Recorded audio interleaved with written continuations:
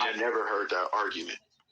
I feel the same way about Kobe and Duncan for real. At that time, people were saying Kobe. The barbershop talk was Kobe or Jordan. Then all of a sudden, like, oh yeah, Duncan. Like nobody never said Duncan was better back then. Yeah, but what I'm saying, I get it.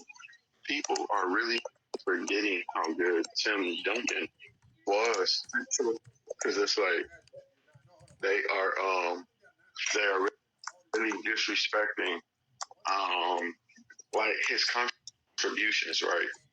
Like Tim Duncan was a force defensively, and Gambis, like, he was robotic, but it was like he didn't make a mistake on offense. So it's like, but people now are starting to phase out his career because they didn't see it. I'm starting to see that with Paul Pierce. People are forgetting how good he was. And I think people are really now going to forget that era of kind of like how good Wayne and Kanye were.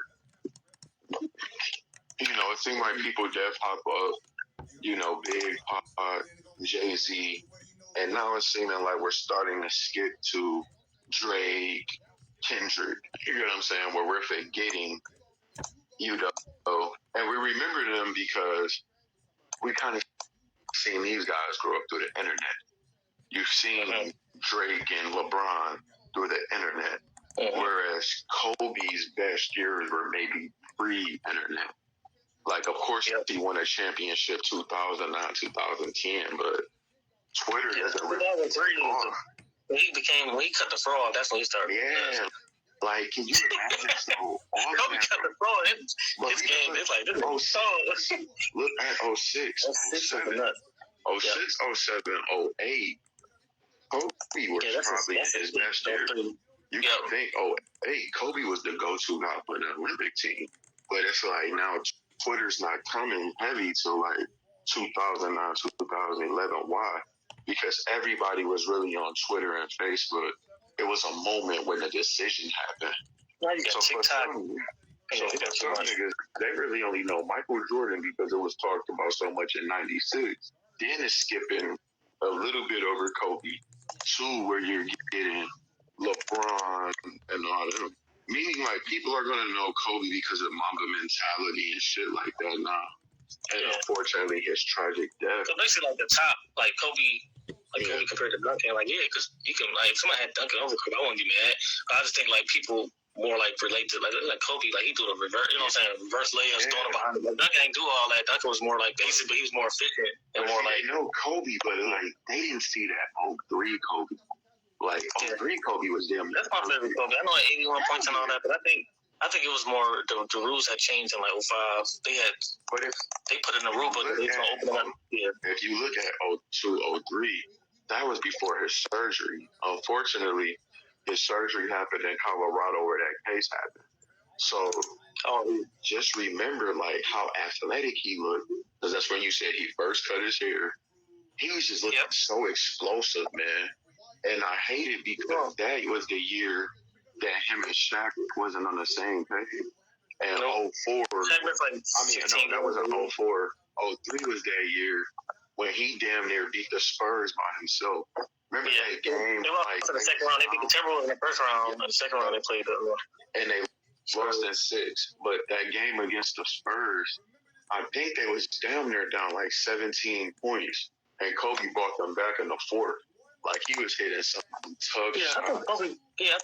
Shaq my favorite center of all time, but I think it is what Kobe said about Kobe was in the gym putting in work, and he said them niggas used to leave practice and then just leave. Kobe was the only nigga like putting in work, like but that's why I think it showed in 03 like Shaq was just falling on. The 04 was like, and it sucks too because unfortunately they didn't go to Shaq in 2004. I get it. Kobe's like, this motherfucker's not working as hard as me. And he talked to Shaq about it. You know, he's like, bro, you wasn't working as hard as me. So I'm like, no, man, I'm not about to just throw you the ball when I've been in the gym. But unfortunately, they had an advantage. If you remember that 04 finals, Shaq averaged 26 and 13 on 60% shooting. But because I remember it was like one stretch, like if you look at it, yes, the Pistons shut them down. Them games were ugly, but it was like, it was like only really game 5 was a blowout. I was just about to say that, only game 5. I remember it was like 81-67 or something like that. Like, I'm talking about going down to the 4th, but they won game 1. Kobe hit the game winner, or game 1 or 2. Game 2, Kobe hit the game winner, but game 1, the score was 84-75. So it's like, damn, they're making the game so ugly. But it's like, if we squeeze out a few possessions, we can change it and beat them. Right. One thing is, it's like that Pistons team kind of reminds me of like the Seattle Seahawks that won it, or that Buccaneers team. Oh yeah, in 2002, where it's like their defense was so good and so dominant that they won some ugly games where it's looking like, damn, it was good, but they were beatable. Meaning, that Pistons team went 7 games with the Nets. That Nets team was terrible. Oh yeah, they beat. Yeah, they was done at the 03. 03 they just came from the finals. So and I'm gonna pull it all together because what I'm saying is they beat Kobe. I mean, they damn near. It took them 7 games to beat the Nets. The Nets were terrible. The Lakers beat Minnesota, who had the best record in the league, and they beat the Spurs. That was a .3 year. I mean, a Derek Fisher .4. Derek Fisher, yep. Dummy hit the shot over Zach first, and then Fisher came. I remember that game. I watched that whole game, bro. Going into that series, look at me. Hold that up right quick. Go to like Basketball Reference and just go over the scores of each game. NBA Finals. I think if you go to like Basketball Reference.